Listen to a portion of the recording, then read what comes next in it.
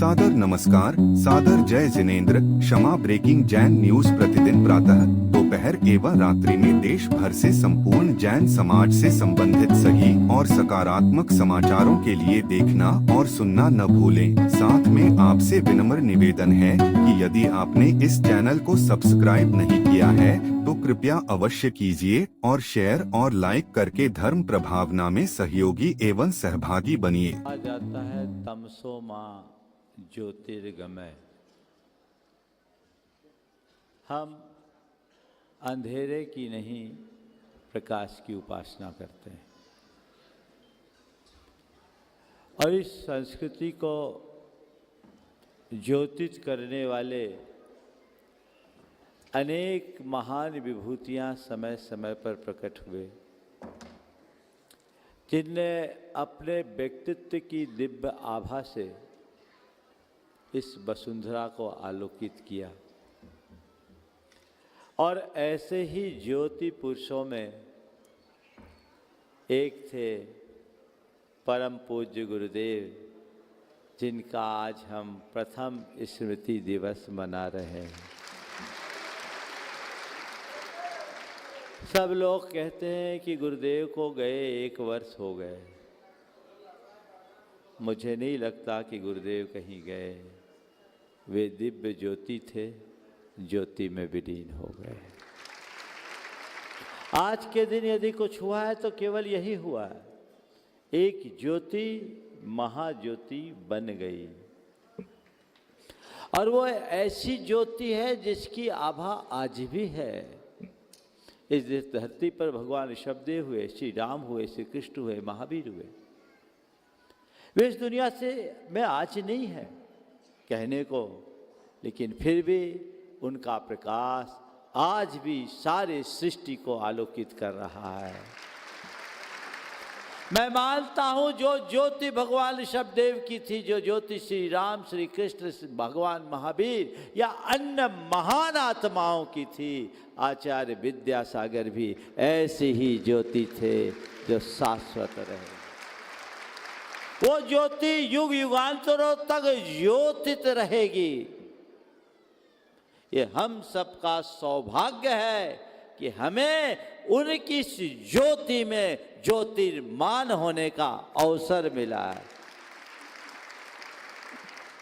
मैं मानता हूं कि ये वर्तमान का जो युग है, ये पुण्यशालियों का युग है। ऐसा इसलिए कि इस युग में आचार्य विद्यासागर जैसे महासंत का आविर्भाव हुआ। उनका जो व्यक्तित्व और कृतित्व रहा है, ऐसा बहुत दुर्लभ होता है। हर संत का जीवन महान होता है, लेकिन महानों में भी जो महानतम संत होते हैं, वे कई कई शताब्दियों के बीत जाने के बाद होते हैं। और ऐसे संतों में आचार्य विद्यासागर जैसे संत हुए।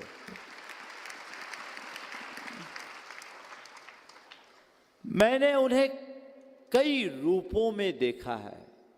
मैं इसलिए नहीं बोल रहा हूं कि वे मेरे गुरु हैं। मैं मानता हूं कि मुझे उनका शिष्य बनने का सौभाग्य मिला है, इसलिए मेरे वो गुरु हैं। लेकिन वे मेरे ही गुरु नहीं, वो तो जगत गुरु हैं। और उनके व्यक्तित्व में कुछ ऐसा वैशिष्ट है रहा जो सबको बरबस उनकी ओर आकर्षित करता था। एक बार जो भी उनके आभा मंडल में आ जाए, वह उनका हुए बिना नहीं रहता। भारत में विभिन्न परंपराओं में अनेक बड़े बड़े ऋषि, मुनि, आचार्य, मनीषी हुए। प्रायः सबने अपनी परंपरा को ही आगे बढ़ाया। लेकिन मैंने देखा, अभी माननीय मुख्यमंत्री जी भी बैठे थे पास में, तो ये बोल रहे थे कि लीक से हटकर किया। मैं कहता हूं वो लीक से हटकर के ही नहीं किए, वो एक नई लीक बना करके गए। वे अपनी चर्या और क्रिया में पूरी तरह अप्रमत्त रहते हुए, जो उनकी साधना और उपासना की पद्धति थी उसमें स्थिर चित्त रहते हुए लोक हित की बात किए। मैं कहूंगा कि इस धरती पर एक ऐसे विरले संत के रूप में उनका आविर्भाव हुआ जिन्होंने आत्महित के साथ लोकहित का रास्ता प्रशस्त किया। और वो लोकहित तक ही सीमित नहीं रहे, राष्ट्रहित चिंतक बन करके जिए। और उन्होंने जो कुछ भी संदेश हम सबको दिया, मैं ये कह सकता हूं कि वे ऋषि कर्म के साथ साथ राष्ट्र कर्म में भी निरत रहे। मुझे माननीय अमित शाह जी की बात याद आ रही है, शायद वो अभी डोंगरगढ़ में पहुंचे होंगे। जब वो पहली बार गुरुदेव के पास कुंडलपुर पधारे, गुरुदेव से उनकी लगभग 28 मिनट चर्चा हुई। चर्चा के उपरांत वे मंच पर आकर अपना जो उद्गार प्रकट किए, मैं तो वहाँ था नहीं, उनके उद्गार को सुना था, वो मैं आज उद्धृत करना चाह रहा हूँ। उन्होंने कहा कि मैं गुरुदेव से इसलिए प्रभावित हूँ कि 28 मिनट की पूरी चर्चा में केवल भारत और भारतीयता की बात हुई, न संघ की, न समाज की, न संस्था की, न धर्म की। और उन्होंने कभी किसी भी राजनेता से, चाहे मुख्यमंत्री हो चाहे प्रधानमंत्री जी भी हो, 2 बार प्रधानमंत्री जी भी उनके चरणों में उपस्थित हुए प्रत्यक्ष रूप से, और संवाद तो उनका नियमित जुड़ा ही रहा, जिसे प्रधानमंत्री जी ने स्वयं सार्वजनिक रूप से कहा। पर उन्होंने कभी भी कोई भी बात की तो उन्होंने समाज की कोई बात नहीं की, उन्होंने किसी तीर्थ की बात नहीं की, उन्होंने संघ की बात नहीं की, उन्होंने केवल और केवल राष्ट्र की बात की। राष्ट्र समृद्ध होगा तो सब कुछ आगे बढ़ेगा।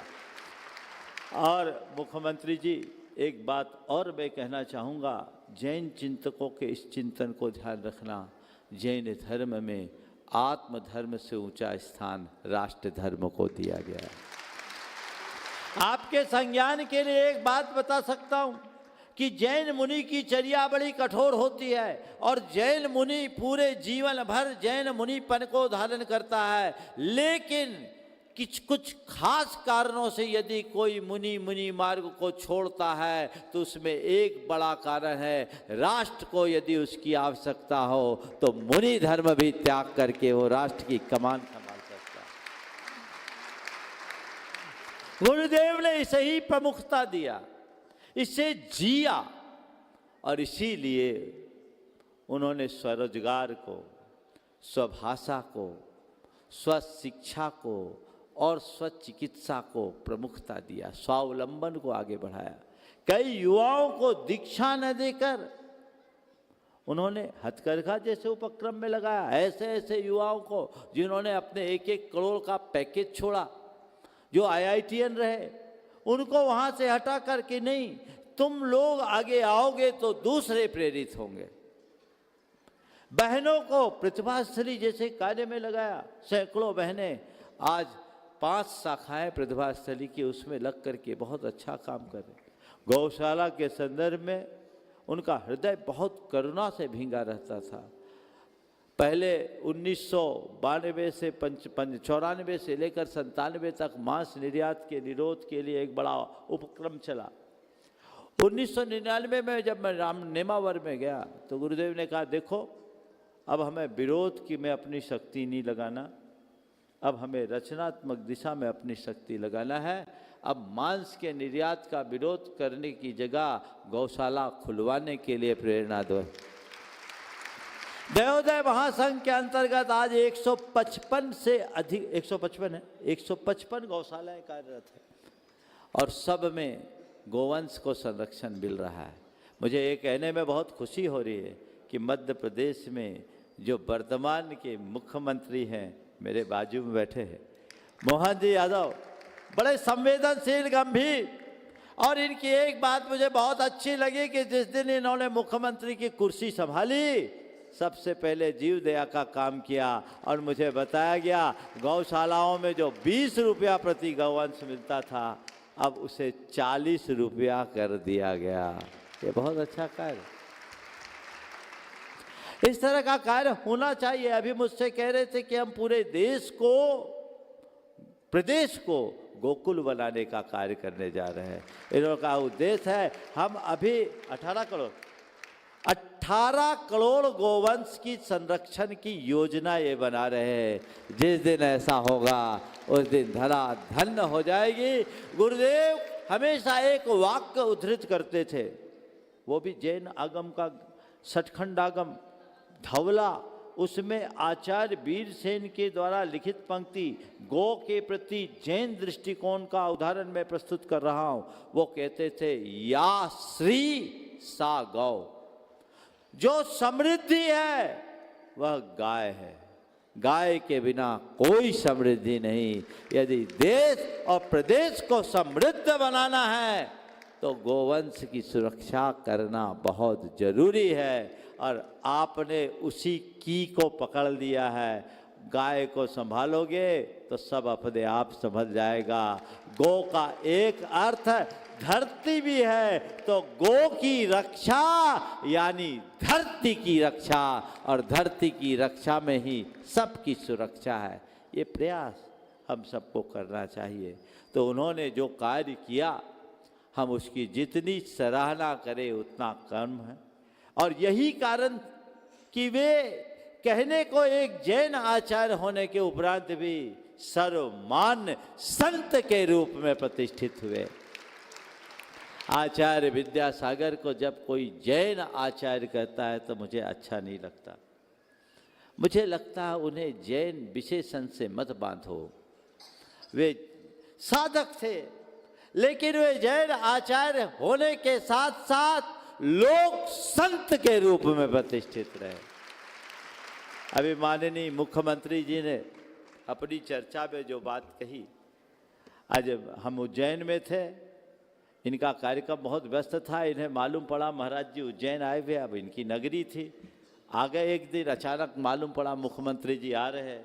बातचीत के क्रम में मैंने कहा कि 6 तारीख को परम पूज्य गुरुदेव का समाधि दिवस आ रहा है और हम भोपाल में ही रहेंगे, बोलो क्या करना है। बोले महाराज ये तो सौभाग्य है और आप जैसा चाहे वैसा बनाने का प्रयास करें। मैंने कहा कि इस तिथि को अविस्मरणीय तिथि बनाना चाहिए और भोपाल में कोई एक ऐसा स्मारक बनाए। अभी राजस्थान सरकार ने गुरुदेव के नाम पर एक पैनोरमा नारेली में बनाने की घोषणा की और भोपाल गुरुदेव की कर्मभूमि रही। भोपाल में लंबा प्रवास भी रहा और भोपाल के विधानसभा में भी गुरुदेव यहाँ आए। आपने खुद अभी उसका उल्लेख किया और आप उसमें शिक्षा मंत्री के रूप में सहभागी भी बने। आज उनका आशीर्वाद आपको फला है कि शिक्षा मंत्री के साथ आज मुख्यमंत्री के रूप में प्रतिष्ठित हुए हैं। आज आपने जो मुख्यमंत्री की हैसियत से घोषणा की है, ये बहुत ही सराहनीय है। और मैं कहता हूँ आपकी इस घोषणा से न केवल जैन समाज अपितु संपूर्ण जन समाज आपका हृदय से अभिनंदन करेगी, क्योंकि आचार्य विद्यासागर केवल जैनों के नहीं हैं, वो जन जन के हैं, वे लोक संत हैं। और मैं तो चाहूँगा कि मुख्यमंत्री जी आज की तिथि को, आप तो भारतीय तिथि को मानने वाले हैं, आज की तिथि को आप अपने ही मुख से घोषित कर दे कि ये तिथि सामान्य तिथि के रूप में ना हो। अतिथि को आपने कहा विशेष तिथि। अतिथि का मतलब जिस तिथि में कोई अतिशय हो उसका नाम अतिथि। अतिशय युक्त तिथि का नाम अतिथि। तो आज की तिथि में अतिशय है, वो अतिशय वो खुद बोलेंगे, मैं नहीं बोलूँगा, क्योंकि इनका काम है। और वह काम अभी आप अपने मुख्यमंत्री जी के मुख से ही सुने। मैं कहता हूं अच्छे काम की घोषणा आपको करनी है तो सही मुहूर्त में कर देने का परिणाम बहुत अच्छा है। आपने अभी कहा है कि हम आचार्य महाराज का एक भव्य स्मारक बनाएंगे। अभी मुझे जानकारी मिली कि माननीय प्रधानमंत्री इसी महीने में यहाँ आने वाले हैं। मुख्यमंत्री जी, सोने में सुगंध हो जाएगा कि जो आप कराने जा रहे हैं उसका शुभारंभ उनके कर कमलों से हो जाए, और यदि ऐसा कार्यक्रम आप चाहेंगे तो बन ही जाएगा। और प्रधानमंत्री जी को ये सुनने को मिलेगा तो इसे वे अपना अहोभाग्य मानकर स्वीकारेंगे, ऐसा मुझे विश्वास लगता है। और मोहन यादव जी की व्यक्तित्व की विशेषता है, ये बड़े धार्मिक हैं और धार्मिक होने के साथ साथ बड़े बिंदास भी है, बड़े खुश मिजाज जिंदा दिल व्यक्ति। जब मिलते हैं तो ऐसे ही मिलते हैं, इसलिए मैं कहता हूँ इनका नाम बहुत अच्छा रखा गया, मोहन, सबका मन मोह लेने वाले। और मैं चाहता हूँ, यही आशीर्वाद देता हूँ कि अभी तो आपने प्रदेश का मन मोहा है, आपकी योग्यता ऐसा रूप ले कि देश का भी मन मोह सके, क्योंकि धर्म, संस्कृति और संतों के प्रति समर्पित लोगों के हाथ में जब देश की, प्रदेश की कमान होती है तो देश प्रदेश में अपने आप खुशहाली आ जाती है। ऐसे लोगों के आने से खुशहाली बनेगी। और जो घोषणा मुख्यमंत्री जी को करना है वो खुद अपने मुख से करेंगे।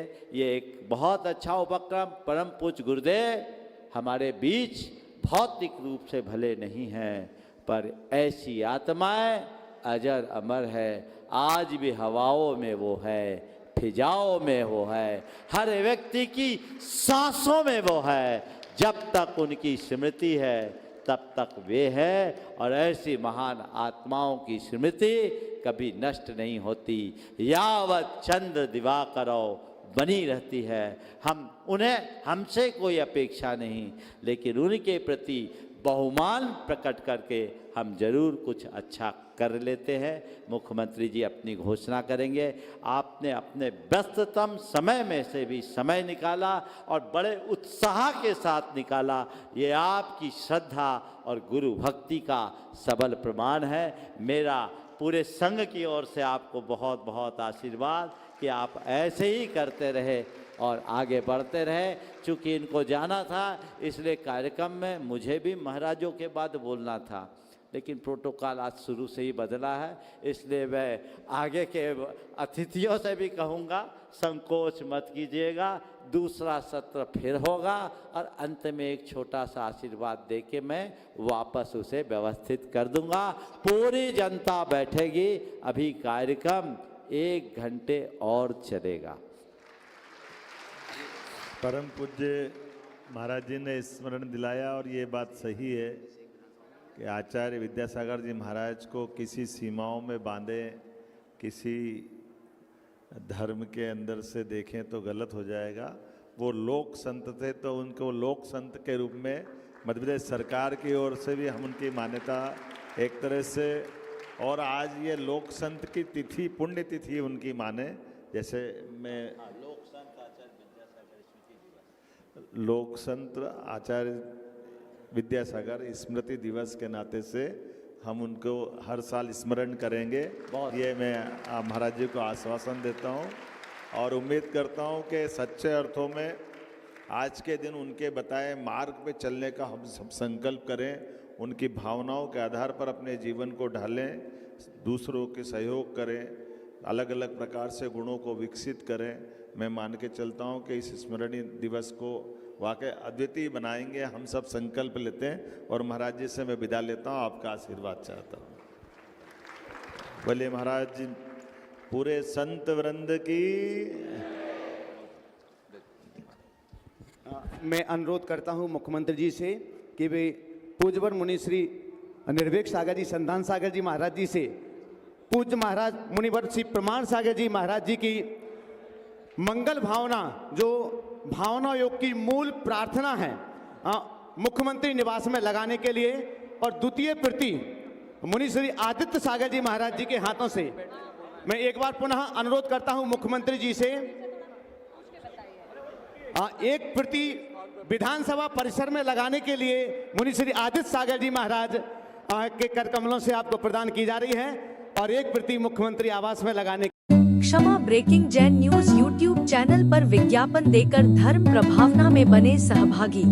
विज्ञापन देने हेतु संपर्क कीजिए मोबाइल नंबर 9026900740 एवं समाचार एवं वीडियो भेजने हेतु व्हाट्सएप नंबर 9335236222। क्षमा breaking Jain news YouTube channel देखने के लिए आपको बहुत बहुत धन्यवाद। सादर प्रणाम, सादर जय जिनेंद्र।